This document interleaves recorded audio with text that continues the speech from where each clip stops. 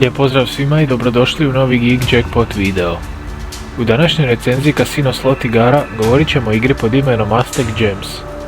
Kao što već na prvi pogled možete uočiti, igra je jednostavna jer se odvija u 3 reda iz 3 role s jednom dodatnom rolom na desnoj strani.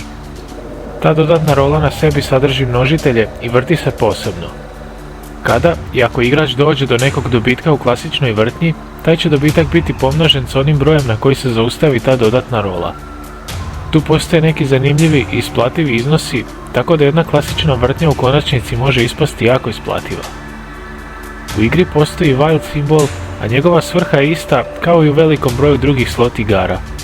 To znači da on mijenja sve ostale simbole kako bi igrač imao veće šanse za dobitkom. Kao što možete primijetiti, u igri nema takozvanih scatter simbola, što daje do znanja da u njoj ne postoje niti bonus vrtnje ili značajke tog tipa. Očito su kreatori igre vjerovali kako je ovaj množitelj dobitaka dovoljno zanimljiv dodatak klasičnim vrtnjama i da iz tog razloga bonusa u igri neće biti.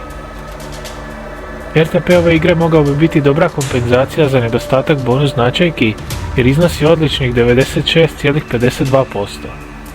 Kažem odličnim jer neki maksimalni RTP slot igara koji se može pronaći danas u hrvatskim kasinima online iznosi oko 97%.